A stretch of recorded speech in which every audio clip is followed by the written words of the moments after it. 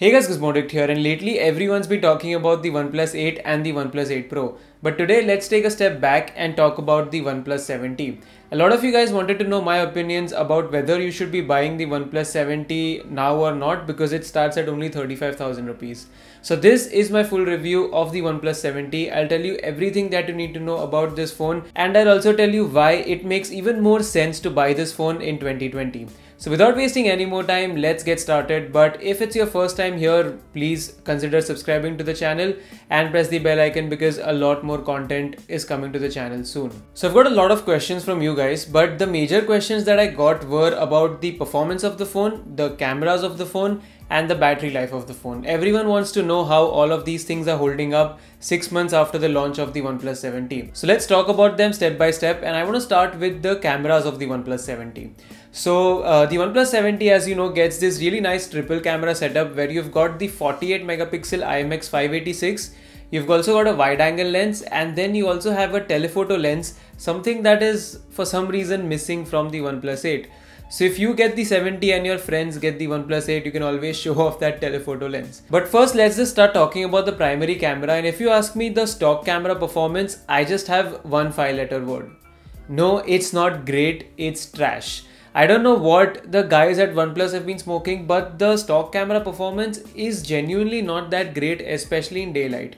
You can see a couple of photos here where I have the S10 Lite as well as the X50 Pro, and the dynamic range on those devices is so much better. I've complained about this with the OnePlus 7 and the 7 Pro also, and OnePlus still hasn't fixed it. For some reason, the photos in daylight are so contrasty that it crushes the shadows. You can see the trees here, they almost look black on the OnePlus 7T, whereas on the S10 Lite and on the X50 Pro, it's so much better. So I genuinely don't like the performance in daylight from the stock camera app. I would still give OnePlus credit for the nightscape mode because in low light the performance is insane, almost as good as Gcam, and even the selfies, as a matter of fact, are good from the stock camera app. But the performance in daylight as well as in indoor lighting conditions is just disappointing, and that's where actually Google Camera comes in. So there has been a lot of great development for Gcam in the last 6 months, and now I can say that there is a very good stable Gcam available for the OnePlus 7T. You can see the samples that I'm showing you right now with Google Camera, and there is so much difference. The major difference that I noticed was that the OnePlus stock app for some reason always overprocesses the reds in the photo, but Google Camera completely fixes that. And the camera performance is on par with the S10 Lite or the X50 Pro, and actually even better in some cases. What I really liked were night side selfies. So I'm showing you the images that I took with Gcam from all of these phones, and the night side selfie is absolutely amazing on the OnePlus 7T. It doesn't even look like you've taken it in low light, and trust me, there was barely any light in the situation, as you can see on the S10 Lite and on the X50 Pro. So yeah, with Google Camera, the OnePlus 7T clearly becomes one of the best camera phones in this price segment. So that is one thing that you will have to do because the stock camera does not cut it. After the primary camera, if we talk about the wide angle lens as well as the telephoto lens, now these are not supported in Gcam. If you want them to be supported in Gcam, you have to root your phone, which I haven't done. So let's talk about the performance of both of these lenses. So the wide angle lens is good. I didn't notice anything bad about it. And the telephoto lens is actually my favorite. This is what you're gonna miss on the OnePlus 8, and that 3x telephoto lens takes some very beautiful portraits. I'm showing you some of the photos that I took with the telephoto lens on the OnePlus 7T, and it's just amazing for portraits. No other phone in this price bracket does this. The Realme X2 Pro and the X50 Pro have a telephoto lens, but Realme does not allow you to take portraits with it. And the S10 Lite doesn't have a telephoto lens. So this is the only phone for that proper zoomed in portraits, and I really like it. So the 3x telephoto lens is a big thumbs up. And another surprise on the OnePlus 7T was actually the macro mode. So OnePlus does some kind of software processing or something through which it takes macro shots through the wide angle lens, and the shots are absolutely beautiful in comparison to the S10 Lite and the Realme X50 Pro. You can see the shot that I took of my watch. It's very well detailed. It takes it at a much higher resolution than like 2 or 5 megapixel. So you get a lot of detailing, and taking macro photos on the OnePlus 7T is an absolute joy. Once again, I think the OnePlus 8 is a downgrade because it only gets a 2 megapixel macro lens. So in the camera department, I think the OnePlus 7T might actually come out to be better or almost on par with the OnePlus 8. So don't forget to install Google Camera. I'll link everything down in the description box. Even if I talk about the video, this phone gets 4K 60 FPS support, you've got optical image stabilization, you've also got a super stable mode, and you can also take videos with the wide angle lens. So in video department, I don't have any complaints with the OnePlus 7T. So photos and videos, not a problem. Now let's move on to the next thing, which is the performance of the OnePlus 7T. And this is where the OnePlus 7T excels, and this is exactly the reason why people buy OnePlus phones. You've got top of the line specifications, which is a Snapdragon 855 Plus. It's still a great chipset in 2020 if you don't need 5G. And then you've got 6GB of RAM on the base variant, you've got 128GB of storage, and it's running on Oxygen UI with 90Hz display. So because of that, everything is buttery smooth on the OnePlus 7T. If I talk about memory management, day-to-day usage, multitasking, everything is a breeze, and that's the beauty of Oxygen OS. Personally, I think that Oxygen OS is the best form of Android because you get that light, stock Android-ish look, but you also get a lot of customization options, gestures, and things like that. I love the gestures on the OnePlus 7T. You've got a lot of customization options also. You can go for dark mode, you can change the shape of the icons, you can change the icon pack. There are a lot of customization built in. And then you also have a lot of gestures. You also have things like parallel apps. You also have app locker. So I think Oxygen OS personally for me is the best version of Android, and a lot of reviewers agree with that fact. It's very light, it's very smooth, it's very fluid, and I personally in the last 6 months of usage have never noticed any lags or stuttering or slowdown on the OnePlus 7T. It works very well with the 90Hz display, no lags noticed, and it's probably one of the best ways to experience Android. So yeah, no complaints with Oxygen OS. Plus I really like the fact that the developmental support is great on OnePlus devices. Plus OnePlus gives you updates very quickly. I think OnePlus 7 and 7 Pro were one of the first phones to get Android 10, and OnePlus gives you guaranteed 2 years of updates on all of their phones. So even if you buy the OnePlus 7T right now, you will at least get 1.5 year worth of Android updates, and after that you will still get security updates. So that's where OnePlus wins. The hardware plus the software combination is one of the best, and this is why people pick OnePlus phones, because of that smooth user experience. And even if I talk about hardcore gaming, even here I think OnePlus has really tuned the phone well. So I've played the game on a lot of Snapdragon 855 Plus phones. I've played PUBG on a lot of them, be it K20 Pro, Realme X2 Pro, be it S10 Lite, and even the OnePlus 7T. And the PUBG performance has been the best on the OnePlus 7T. In S10 Lite, you can frequently see the FPS drop to the 40s. You can check out a couple of PUBG reviews, it's true. But on the OnePlus 7T, I've barely seen the frame rate go below 50. It offers a really good PUBG performance in this price bracket, and I don't think any other phone offers a better performance than this. You will talk about the ROG Phone 2, but lately I was facing a lot of frame dips on the ROG Phone 2. So I don't know how that phone is working right now, but I think OnePlus 7T is one of the best phones when it comes to the PUBG performance. The only thing that I would complain about slightly is that recently while I was playing PUBG on this phone, I had just charged the phone, the screen recording was on, I had auto brightness, and I was playing the game, and the maximum temperature that I saw was around 45 degrees. So that was a little bit concerning, but I got an update recently after which the temperatures have gone to 43, 44. But still, in worst case, the temperatures can go to 45, but I haven't noticed any lags or slowdowns or stuttering, and the gaming performance is one of the best in the segment. Performance, once again, no complaints. Great hardware with great software gives you an ultimate user experience. Then let's talk about the last major part, the battery life. And this is where things get disappointing on the OnePlus 7T. So you see, the OnePlus 7T has a 3800 mAh of battery.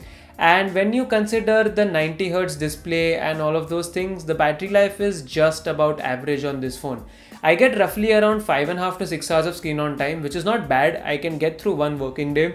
If I take this phone off the charger in the morning, let's say at 8 or 9 AM, I can go till 10-11 PM without any problem, but I have to plug the phone then. So if you're a heavy user, you will have to plug your phone in at the end of the day. But the good part is you've got dash charging, so this phone will top up very quickly. Although I would still say the battery life is the only thing that's average about the OnePlus 7T, and that is where you will have to compromise a little bit. But I don't think it's a deal breaker because you've got warp charging on it.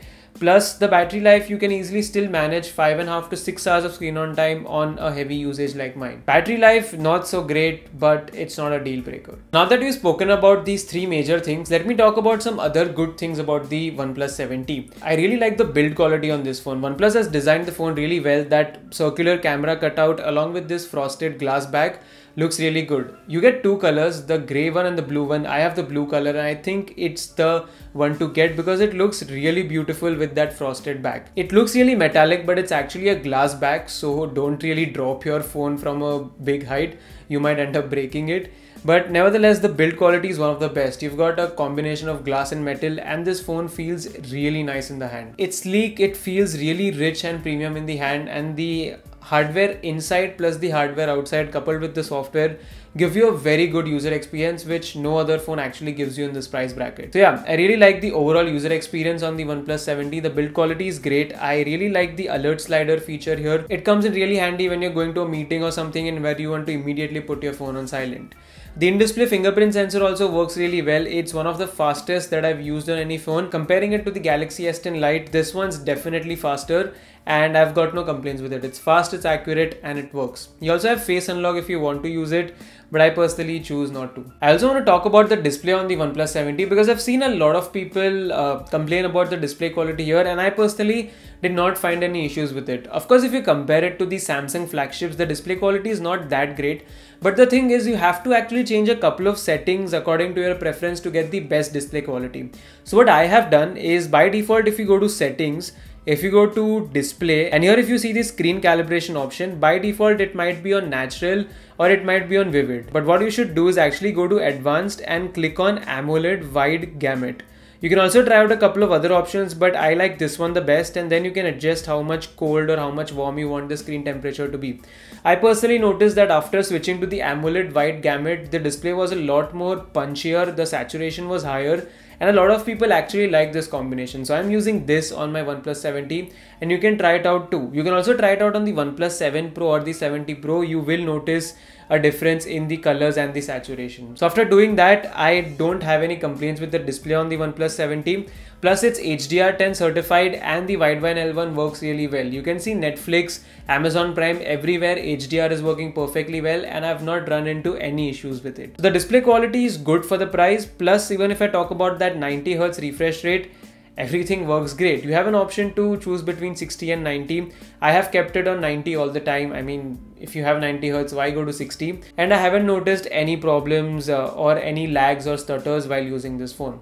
So display quality once again is great, no problems with that. You also have stereo speakers on the phone, which actually are very good, and they really make the content watching experience great on the OnePlus 7T. One pro tip I would like to give you is that please get a tempered glass for your OnePlus 7T. I was using mine without a tempered glass and I developed some really deep scratches on it. I'm not saying the display is fragile, it's just that I was a little bit rough with my phone. So if you want the best tempered glass or case for the OnePlus 7T, you can check out the channel sponsor glazeding.com, because these guys are the only ones who have an actual 2.5D curved glass for the 7T, and they also have a whole lot of cases for the 7T, like their matte hybrid cases and their transparent cases. So check out glazeding.com. Don't forget to use the promo code Gizmo. You also have HDMI out support here. A lot of phones in this price segment don't support it. The S10 Lite does not get it, and even the Realme X50 Pro doesn't get it. So if you buy a USB to HDMI cable from Amazon, I'll link mine in the description box.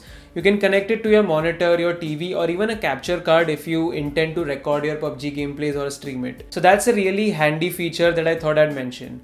And then you also have dual SIM support, dual VoLTE supported, dual Wi-Fi, voice over Wi-Fi is also supported, and the call quality, network reception, Wi-Fi reception, everything's been solid on this phone. No complaints with any of that. The only thing that I miss is a headphone jack, but all the phones in this price segment are losing it, so you're gonna have to make peace with it. Overall, if we talk about the OnePlus 7T, let's first take a look at the pricing. So the OnePlus 7T is now available at 35,000 rupees, and OnePlus has not increased the price after the GST hike or anything.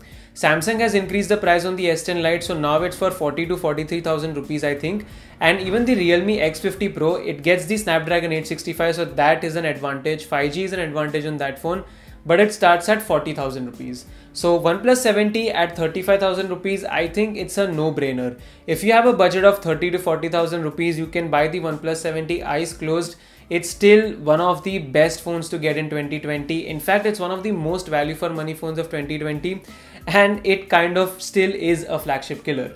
Even if you compare it to the OnePlus 8, I am very sure that the cameras on the 70 are gonna be better, but I'll wait till I get the OnePlus 8 in my hands to, give you my final opinion. But as of now, I think the OnePlus 70 ticks every box of a perfect smartphone.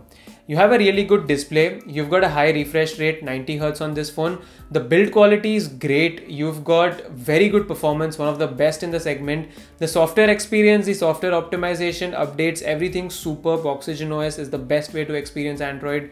Apart from that, even if I talk about the camera quality, you've got that telephoto lens, you also have Google camera support here, which improves the photo quality a lot. And then finally, the battery life is average, but you've got warp charging, so that also seals the deal.